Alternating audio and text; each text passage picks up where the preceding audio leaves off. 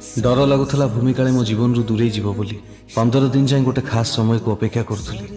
दिन घंटार बदली गला आ घंटा मिनिट हेले से खास समय आसिलानी। सन सन सन शायरी तू ଭଲ ପାଇବା କେବେ ହସାଇ କେବେ କନ୍ଦା ଆଉ କେବେ ଜୀବନ ପୁରା ପରିବର୍ତ୍ତନ କରିଦେଇଥାଏ।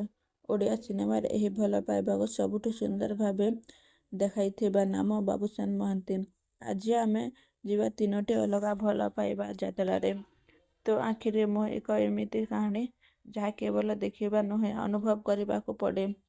ଏଠାରେ ଭଲ ପାଇବା ରହିଛି ନିର୍ମଳ ସତ୍ୟ ଆଉ ଅତ୍ୟନ୍ତ ଗଭୀର। ବାବୁସାନଙ୍କ ଚକ୍ଷୁରେ ଯେଉଁ ଭାବନା ସେଇଟା ତୁମ ହୃଦୟକୁ ସିଧା ଛୁଇଁଯାଏ। ଏହି ଫିଲ୍ମ ଶିଖାଏ ସତ୍ୟ ଭଲ ପାଇବା କେବେ ସହଜ ନୁହେଁ। ଭଲ ପାଏ ତତେ 100ରୁ 100। ଯଦି ତୁମେ ହସିବା ସହିତ ଭଲ ପାଇବାକୁ ଅନୁଭବ କରିବ ତେବେ ଭଲ ପାଏ ତତେ 100ରୁ 100 ହେଉଛି ପରଫେକ୍ଟ ଚଏସ୍। ଏଠାରେ ଲଭ୍ ଅଛି, ମସ୍ତି ଅଛି ଆଉ ଛୋଟ ଛୋଟ କ୍ୟୁଟ୍ ମୁଭମେଣ୍ଟ ଅଛି। ବାବୁସାନଙ୍କ କମେଡି ଟାଇମ୍ ଏହି ଫିଲ୍ମକୁ ଆଉ ମଜାଦାର କରିଦେଇଛି।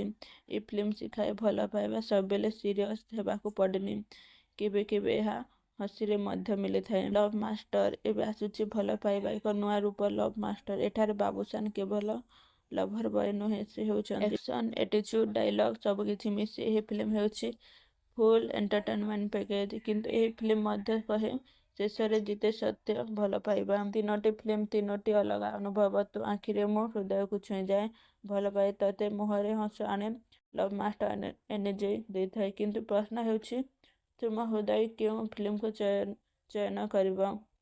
ଭଲ ପାଇବାର କୌଣସି ଏକ ରୂପ ନାହିଁ, ଏହା ପ୍ରତ୍ୟେକ ମଣିଷ ପାଇଁ ଅଲଗା। ଆଉ ବାବୁସାନଙ୍କ ଏହି ତିନୋଟି ଫିଲ୍ମ ସେହି ତିନୋଟି ରୂପକୁ ସୁନ୍ଦର ଭାବେ ଦେଖାଇଛି। ତୁମ ଫେଭରେଟ୍ କେଉଁଟି କମେଣ୍ଟରେ କହିଦିଅ।